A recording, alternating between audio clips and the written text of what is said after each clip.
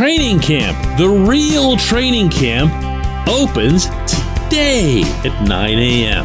How about that? Good morning to you. Good Thursday morning. I'm Dejan Kovacevic of DK Pittsburgh Sports, and this is Daily Shot of Penguins. It comes your way bright and early every weekday. If you're into football and or baseball, I also offer daily shots of Steelers and Pirates where you found this. There's not a high level of intrigue to the various decisions that'll play out at camp. There's also not a very high possibility of big-time surprises. And that kind of takes the fun out of camp, to be honest with you, or at least a lot of the fun. You always want to see that one player that jumps up out of nowhere that makes you go, whoa, hang on a second. Who's that? No one was counting on that. Or even if you do know who the player is, that you didn't know that he had that extra gear. I cite John Marino in this context a lot, but you could also say something similar, for example, about Jake Gensel, maybe not so much in a camp setting, because he had shown himself the year before in the Stanley Cup playoffs, but someone who just comes in that makes you think, hey, that hole that was there, that gigantic, massive hole in the depth chart, here, this changes everything, because now everybody slots a little differently. And I'm here to tell you that my dude here is Drew O'Connor. I like Valtteri Puustinen more than anyone else in the system. I'm not sure that I see DOC as being part of the system that much. I have heard directly from Mike Sullivan what he thinks of this kid, and it's not the way he normally speaks of younger players. He feels that O'Connor is in the fold to make an impact.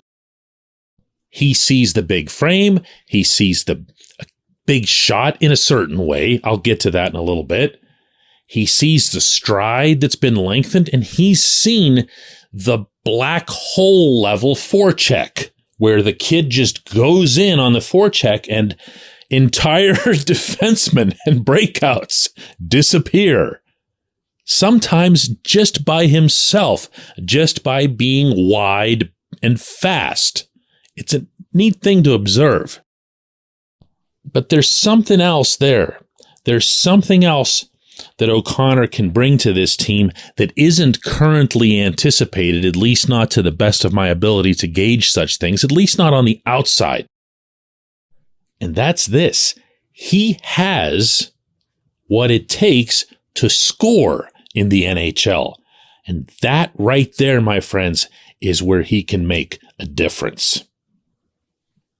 This portion of Daily Shot of Penguins is brought to you by the good people at the Greater Pittsburgh Community Food Bank, where they're committed to providing food for all of our neighbors in need across Western Pennsylvania.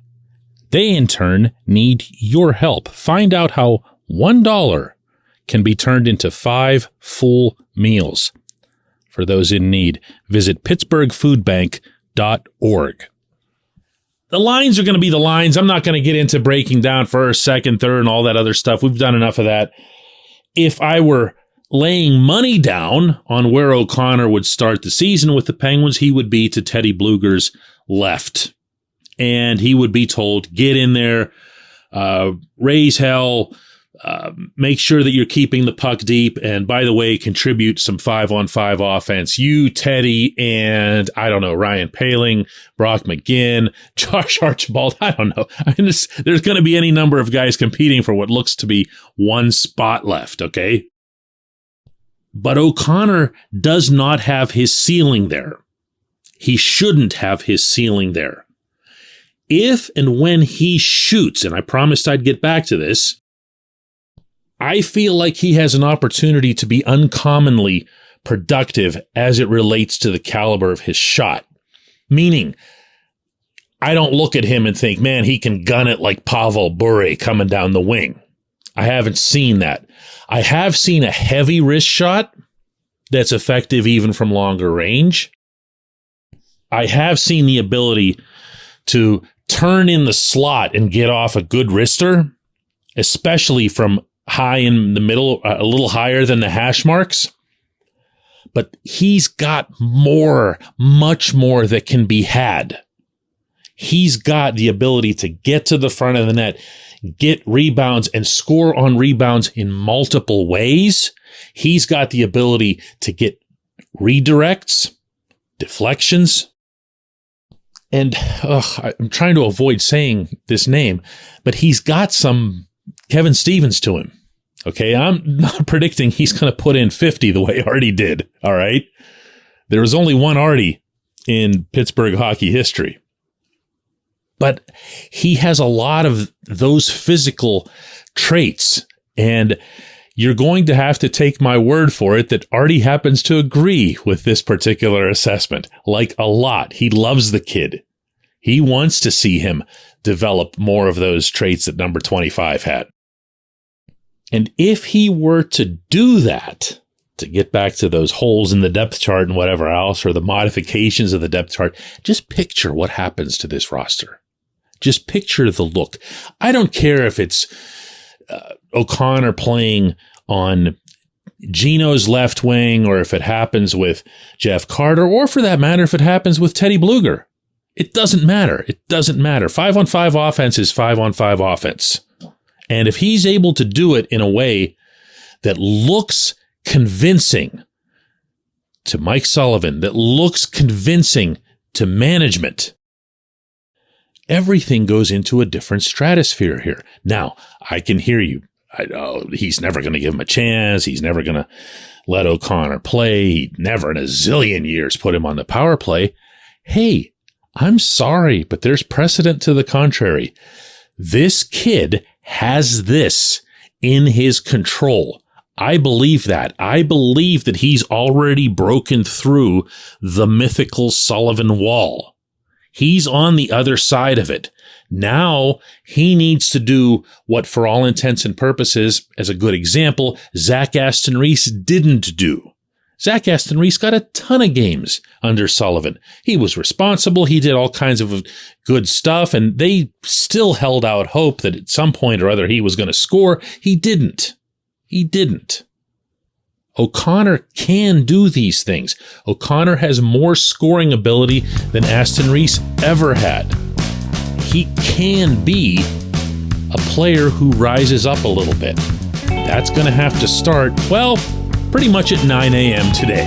When we come back, J1Q.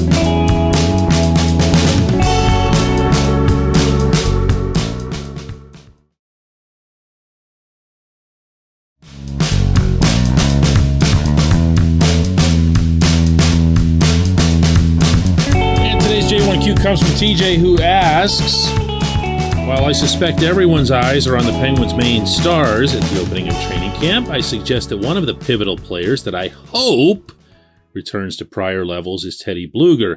His play last year, post-broken jaw, really fell off. Do you think he can get back to form? Now, TJ, I'm a pretty big booster of Teddy's, and I've been that going back to his earliest days in the system. I wasn't wild about his skating early on, but then neither was anybody else, including Teddy. He found a way, to his inestimable credit, to literally get up to speed, and from there to just continuously teach himself new tricks. You've probably heard this from me before, but there's no one who stays on the rink longer than number 53, and it's very rarely predictable stuff. He'll stay out there with skills coaches, a couple other teammates, but more often than not just by himself, working on some little minuscule thing, and he'll do it again and again and again. Why? Because he's got a whole big sheet of ice to himself, and he can't pass up the opportunity. My belief is that what happened to Teddy this past season was twofold. One that you mentioned was the jaw. I'm sorry. I can't get on a guy for being at least a little bit gun shy when he spends X amount of time in the year eating through a straw.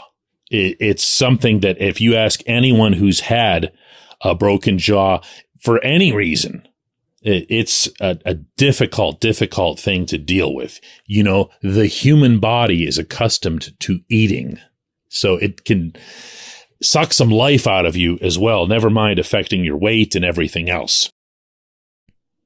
But I really feel like an equally big deal where Teddy's concerned, and I started referencing this in the opening segment, is that he needs line mates who make sense. Teddy is not someone else's complementary piece. He needs complementary pieces to work. He needs to be part of an effective forecheck. He needs to have at least one guy on his line who can fly, because he's fast, but he's not the fastest guy.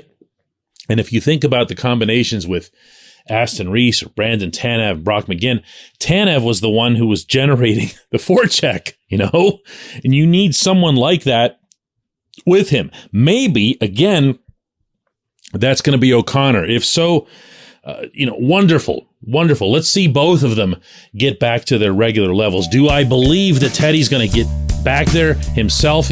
Yes, unquestionably, unequivocally. Teddy Blueger is the least of anyone's worries. I appreciate the question. I appreciate everyone listening to Daily Shot of Penguins. We'll do another one of these tomorrow.